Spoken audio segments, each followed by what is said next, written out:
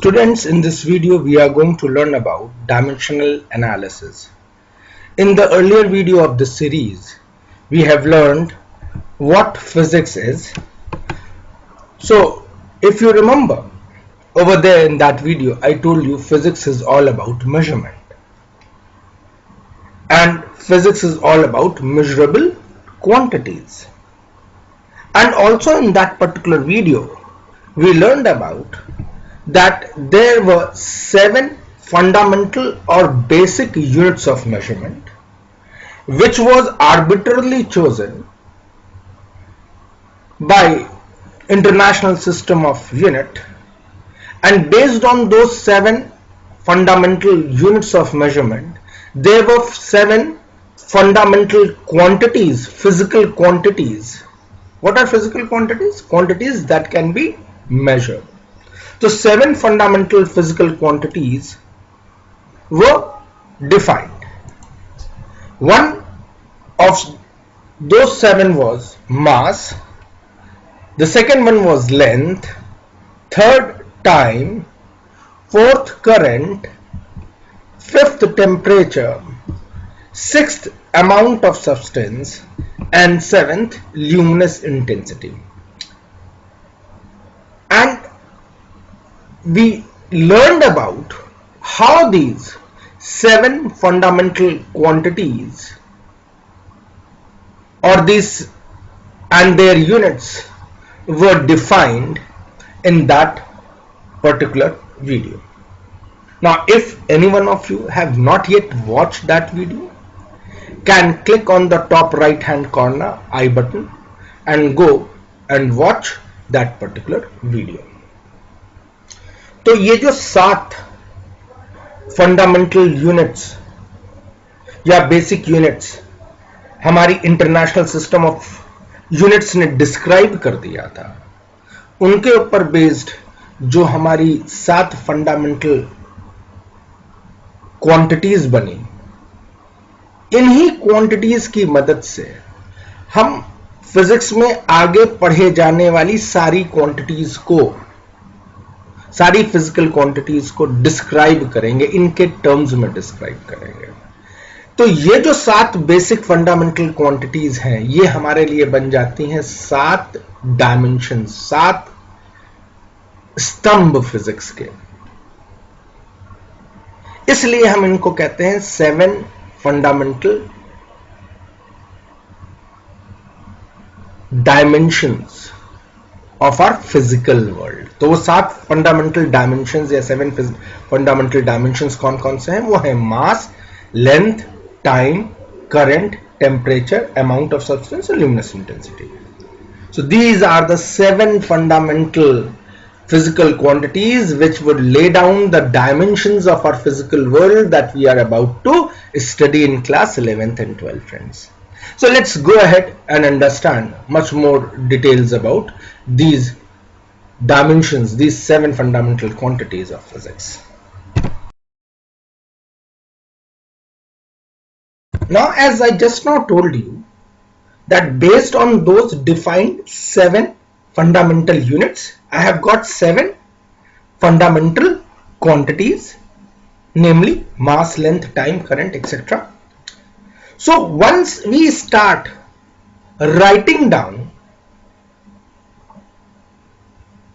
in terms of symbol of these 7 fundamental quantities and embracing them in a rectangular bracket, I get the dimension or dimensional formula of that particular physical quantity.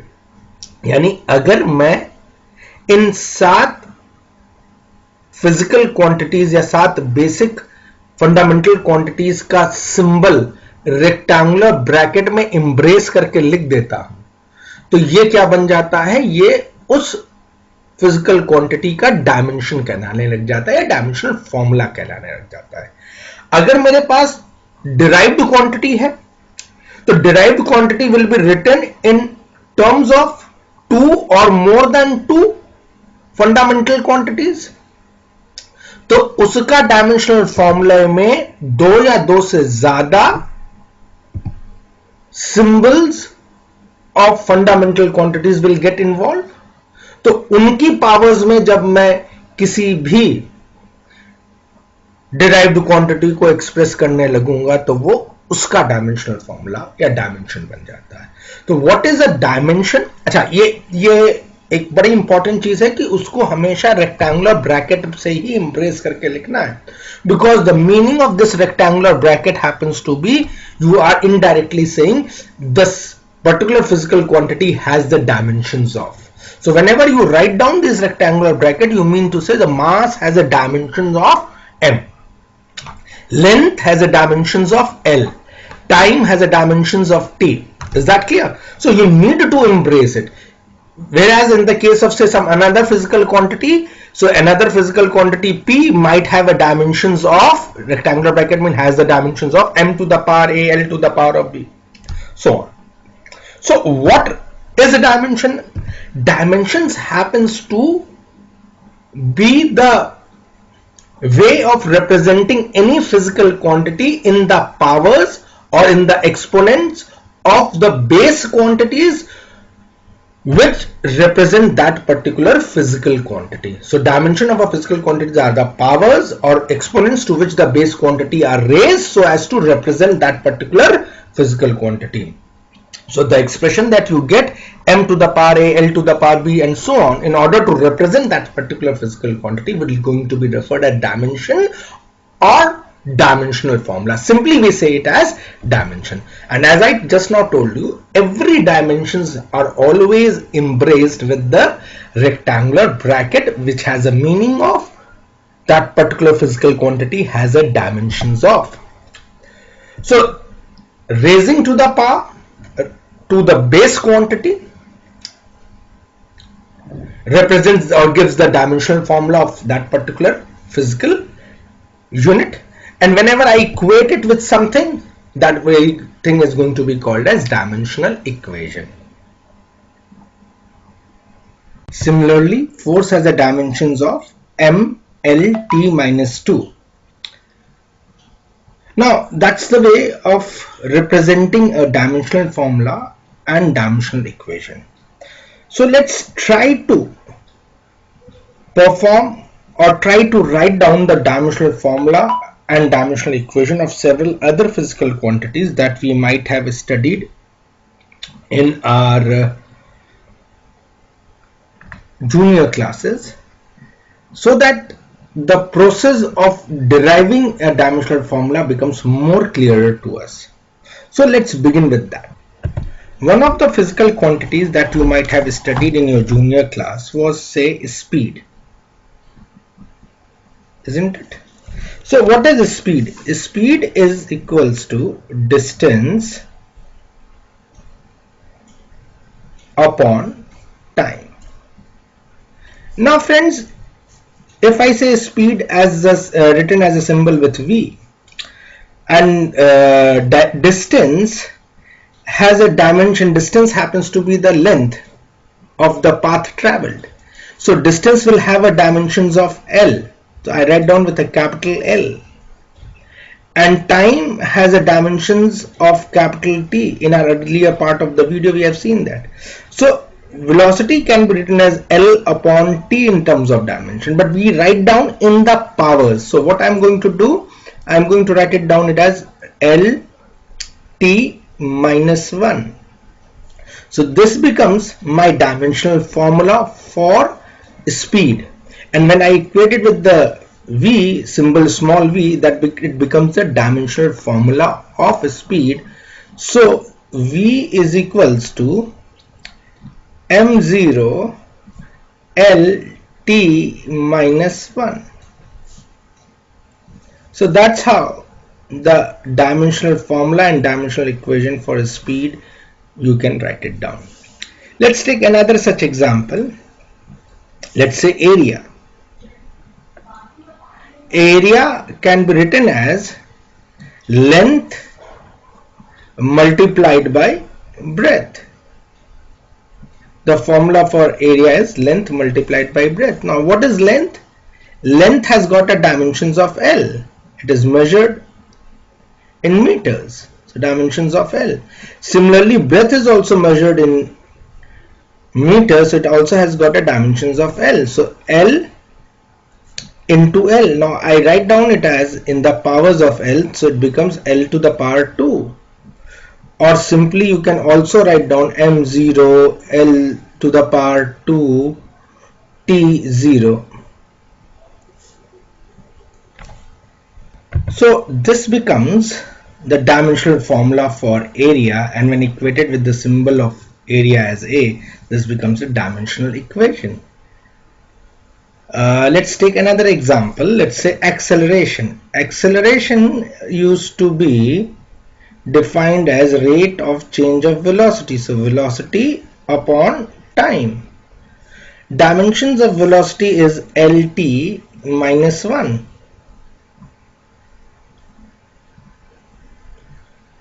And time has a dimensions of t. So acceleration can then be written as Lt to the power of minus 2, because this t goes, so indices becomes minus 1 more. So Lt minus 2. So one can write down the dimension of acceleration as m0 Lt minus 2. So this becomes the dimensions for acceleration, friends. Now similarly, let's move on to some more dimensions. Let's say momentum. So momentum has a dimensions of momentum has a formula of mass times velocity, isn't it? Please try to get back to those fundamental quantities that you might have studied in your junior classes, the formula of the same. So mass के dimensions क्या है? mass को capital M से लिखते हैं. Velocity को कैसे लिखते हैं बच्चों? वेलोसिटी का डायमेंशन अभी आपने ऊपर लिखा हुआ है ना, ये Lt माइनस 1. तो मोमेंटम के डायमेंशन हो जाएंगे m l t माइनस 1. तो मोमेंटम का सिंबल स्मॉल p से लिखते हैं, तो स्मॉल p के डायमेंशंस जब स्मॉल p के साथ इक्वेट कर दिए तो डायमेंशनल इक्वेशन बन गए बच्चों. तो ये हो गया मोमेंटम का डायमेंशंस. चलिए फोर्स का डायमेंशन कैसे लिखते हैं? फोर्स का डायमेंशन कैसे हम लोगों ने निकाला था? फोर्स क्या था? Mass times acceleration. अब मास का डायमेंशंस क्या है? Capital M. और एक्सेलरेशन का डायमेंशन अभी हम लोगों ने यहां निकाला है ना, ये देखो एक्सेलरेशन का डायमेंशन क्या निकला था? Lt minus 2. फोर्स का सिंबल अगर मैं कैपिटल F से लिख देता हूं तो डायमेंशनल फॉर्मूला फोर्स का क्या बना? डायमेंशनल फॉर्मूला बन गया mLt माइनस 2. और जब मैंने फोर्स के साथ इक्वेट कर दिया बच्चों तो ये बन गया डायमेंशनल इक्वेशन उसकी. समझ में आ गई बात? चलो और आगे देखते हैं.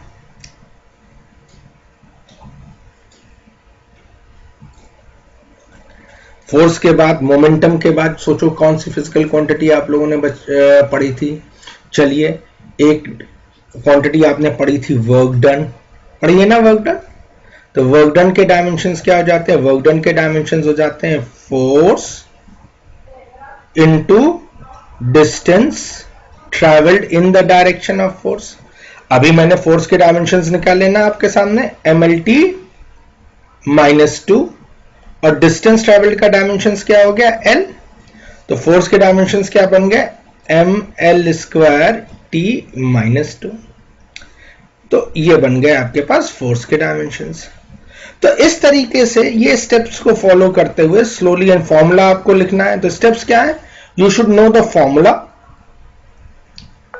तो write down the formula of that particular physical quantity. Then write down the dimensions of the physical quantity involved.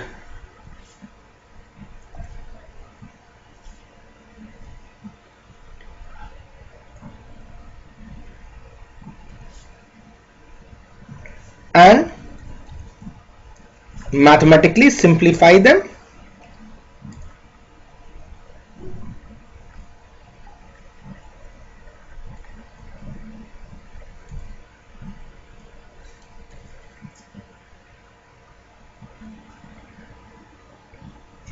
to get the dimensional formula.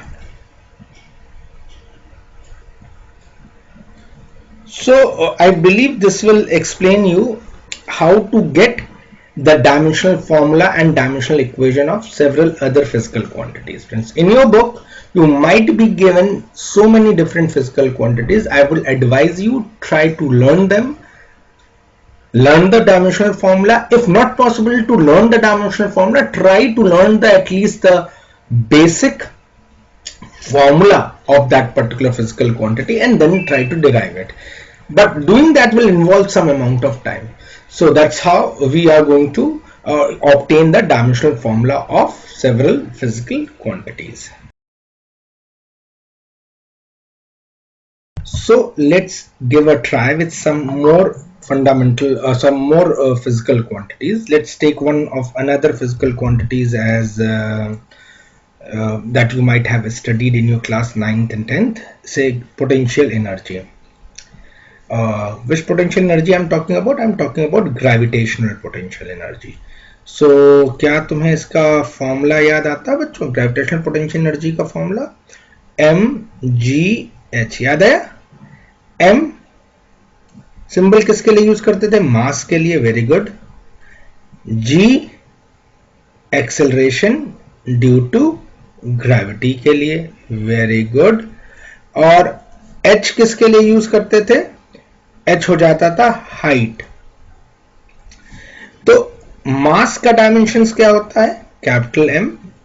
Acceleration due to gravity is nothing but acceleration. तो acceleration का dimensions अभी हम लोगों ने निकाला था L(t-2). और height है, तो हाइट क्या है? हाइट भी तो डिस्टेंस है, तो इसका भी डायमेंशंस क्या आ गया? h. ठीक है ना बच्चों?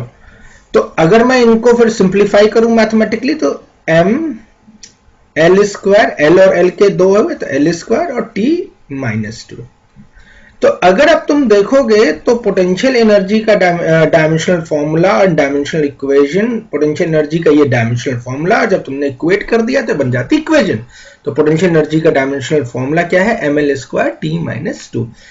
तो अब अगर मैं फिर से एक बार रीआइटरेट करूं, रीइंफोर्स करूं जो हम लोगों ने पिछली अभी थोड़ी देर पहले देखा था कि डायमेंशनल फॉर्मूले को लिखने के लिए मुझे क्या क्या स्टेप्स इन्वॉल्व होने चाहिए, क्या क्या स्टेप्स इन्वॉल्व होते हैं. Radha first thing I should know the formula. I can state the formula. That's the step 1, isn't it?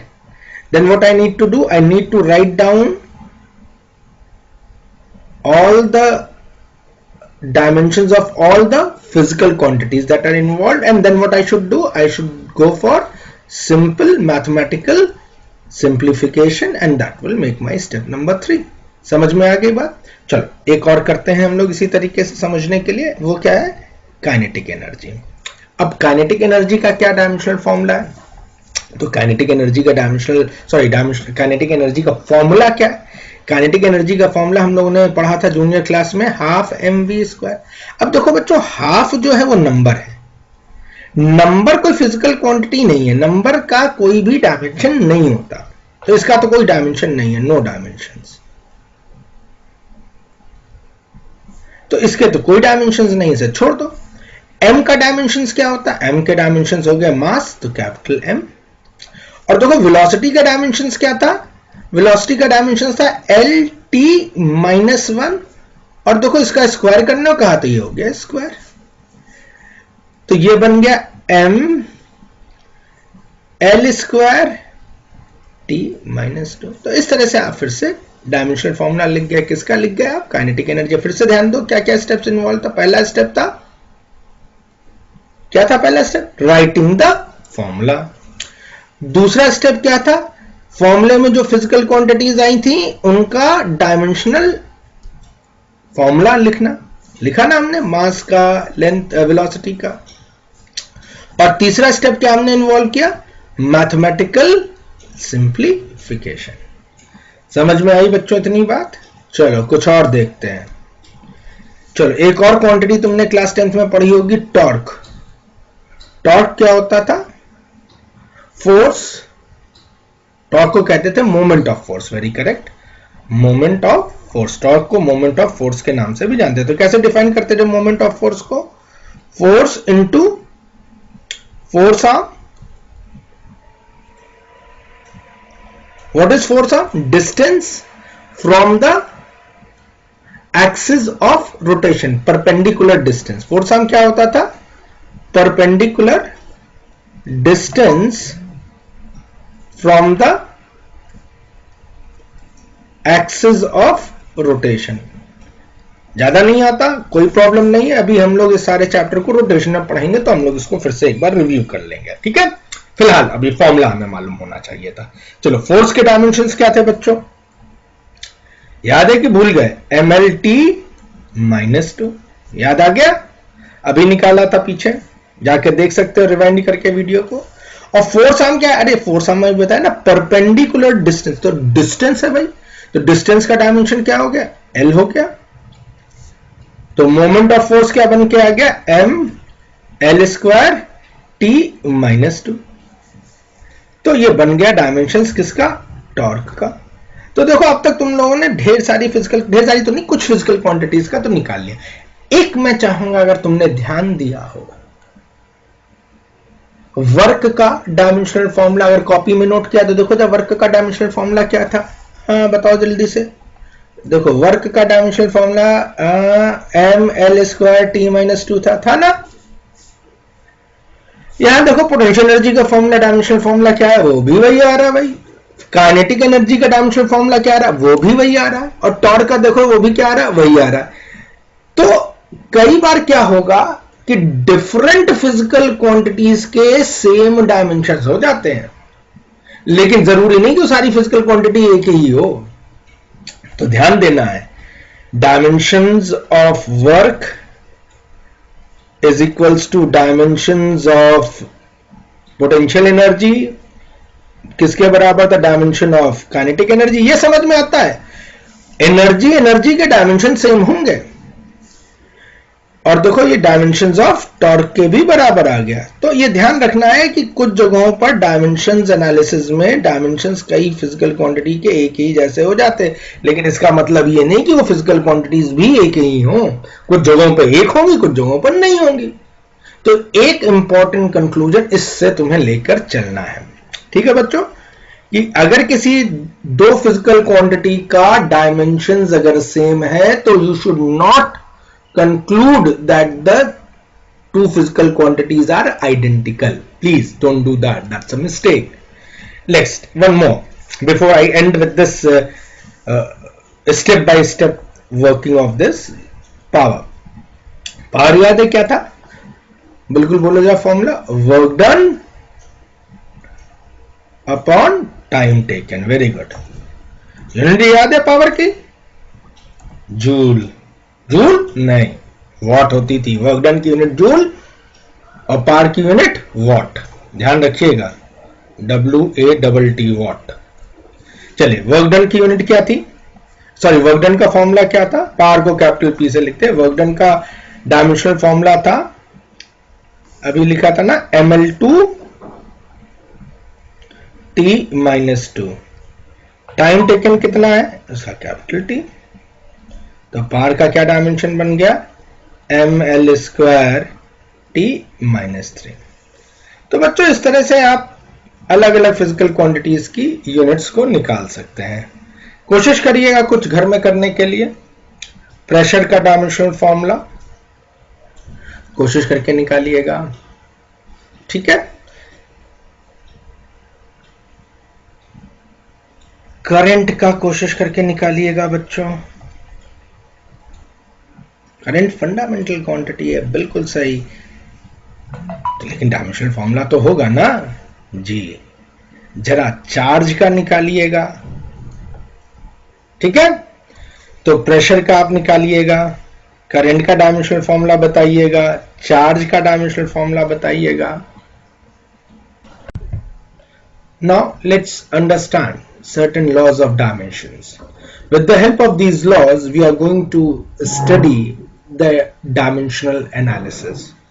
The first very law of dimension says that any pure number such as 1, 2, 0.05, 0.5, any pure number, pure ratios, exponential terms, logarithmic terms, trigonometrical ratios, trigonometrical ratios such as sin, cos, tan, पढ़ा होगा class 10th में.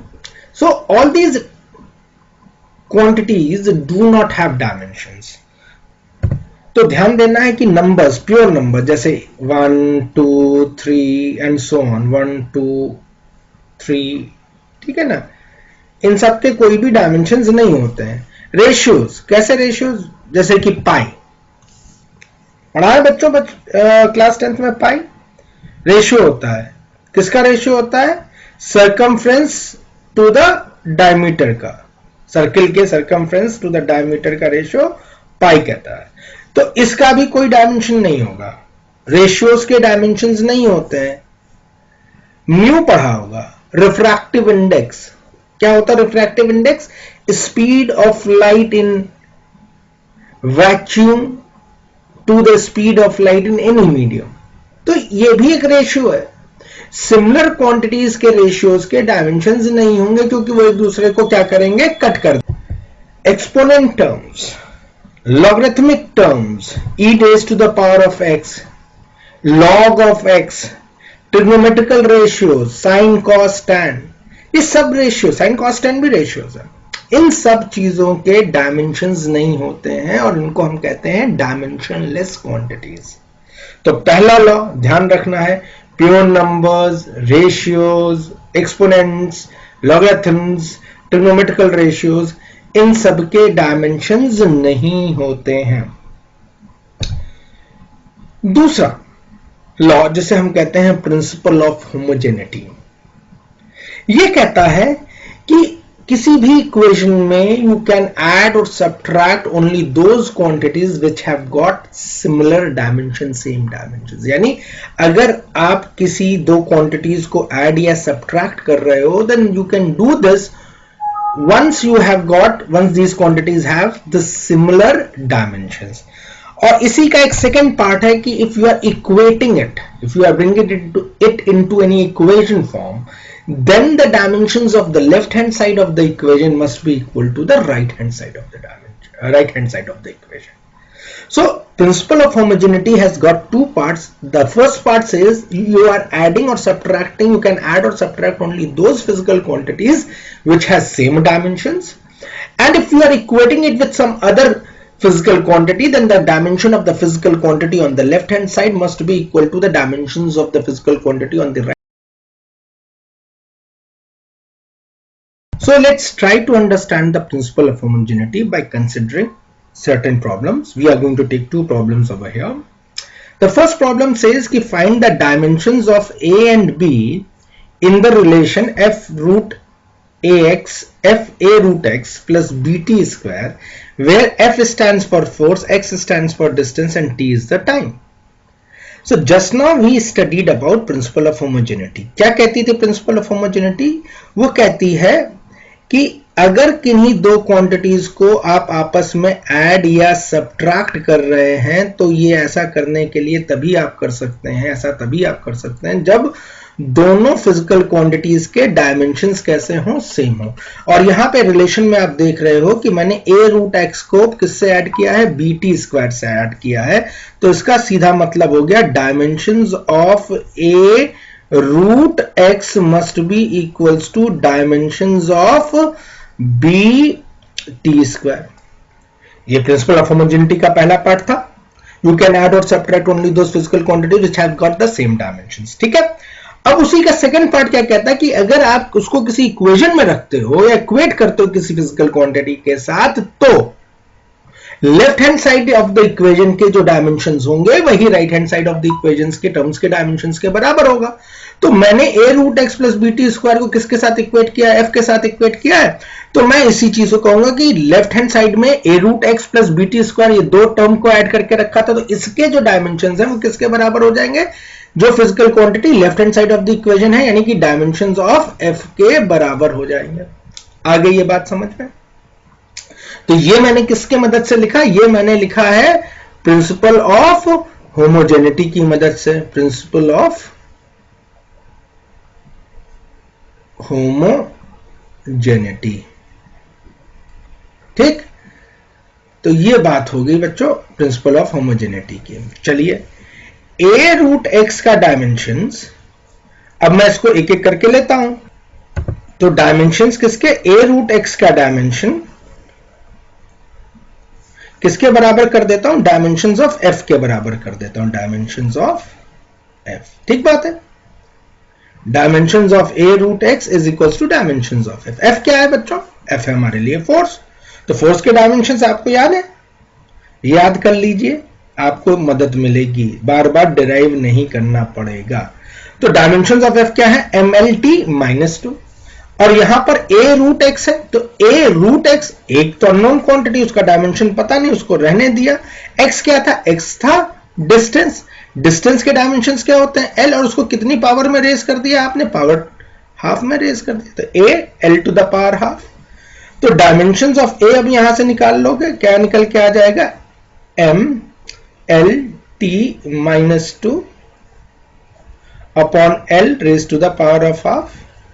और चूंकि dimensions को power form में express करते हैं, solids का यूज खत्म कर देते हैं, तो मैं इस चीज को कैसे रीअरेंज करके लिख सकता हूं, m l to the power 1, इसकी पावर यहां पे 1 थी, और ये नीचे से ऊपर गया तो minus half t to the power of minus 2। Simplify किया बच्चों आपने, तो ये निकल के आ गया m l half t minus 2। तो ये डायमेंशंस ऑफ आपके पास a आ गया, तो this is the dimensions of a, ठीक है।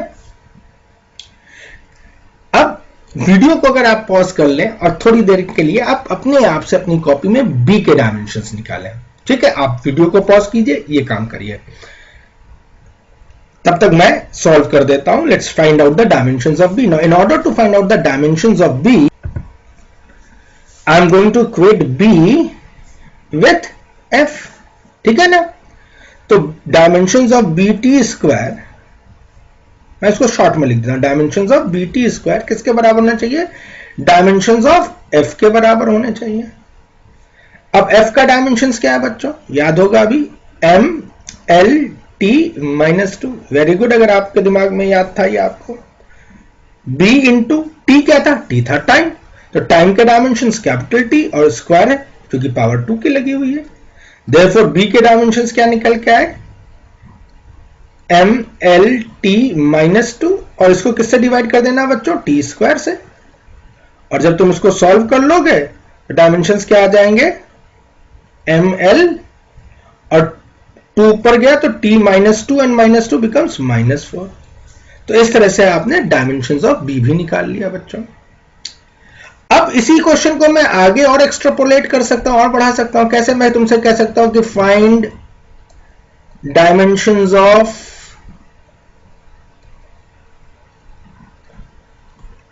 a into B.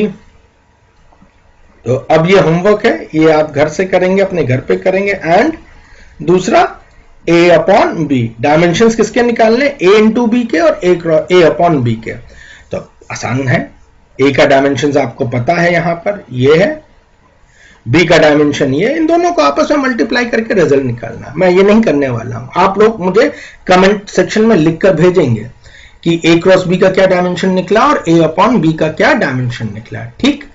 चलिए let's see the second problem. Second problem भी सिमिलर टाइप की है, और वो वहां पे क्या, यहां पर क्या पूछ रहा हूं मैं कि you have to find out the dimensions of constant a and b। So here there are two constants a and b, and the relationship that has been given as p is equals to b minus x square upon at, where p happens to be the power, x is the distance and t is the time. So what you need to do, you need to find out the dimensions of a and b. Now p is the power, so what are the dimensions of p? या जल्दी से अपनी copy में करो और मुझे बताओ, मैं पॉज करता हूं वीडियो को थोड़ी देर के लिए। तो आपने निकाल ही लिया होगा, नहीं निकाल पाए तो एक बार पीछे वीडियो को रिवाइंड करिएगा और देखिएगा, हम लोग ने निकाल के रखा है पावर के dimensions ml square t minus 3, isn't it? ध्यान रखना। अब यहां पे एक्सप्रेशन दिया हुआ p is equals to b minus x square upon 80, ठीक है ना बच्चों। अब तुम देखो इस जगह पे आप b और एक्स स्क्वायर को ऐड या सब्ट्रैक्ट कर रहे हैं, तो प्रिंसिपल ऑफ होमोजेनिटी कहती थी आप उन्हीं फिजिकल क्वांटिटीज को ऐड और सब्ट्रैक्ट कर सकते हैं जिनके डायमेंशन सेम होंगे. So this suggest me dimensions of b must be equals to dimensions of x square. So what are the dimensions of B? Dimensions of B can be written as dimension of x square. And what is x? X happens to be the distance, so that becomes L ka square. So you get directly the dimensions of B as L square. Is that clear? Now P is equated with B minus x square upon 80. That means the dimensions of P must be equal to dimensions of B minus x square. And what are the dimensions of B minus x square? That is L square upon A. You do not know what is A, but what are the dimensions of T? T is time, so it must be capital T. And I am interested in knowing the dimensions of A. Now, do you know the dimensions of P? Yes, we know. We have just now calculated. What are the dimensions? M L square T minus 3 equals to, this equals to L square A into T, dimensions of T. Now let's substitute a little bit of mathematics. I am taking this A on the other side. So A equals to L square upon ml square T minus 3 into T. Therefore, dimensions of A comes out to be, just putting them, bringing them in the indices form. So m to the power minus 1, this L square and this L square goes, and I will be left with T square. So this comes out to be the dimensions of A, friends. So that's how one is going to use the principle of homogeneity in solving certain numerical problems, friends. So इस तरह के numerical problems, इस type के numerical problems आपके teacher आपसे इस examinations में, test में पूछ सकते हैं. Take care about, that's a very important way of handling dimensions using the principle of homogeneity.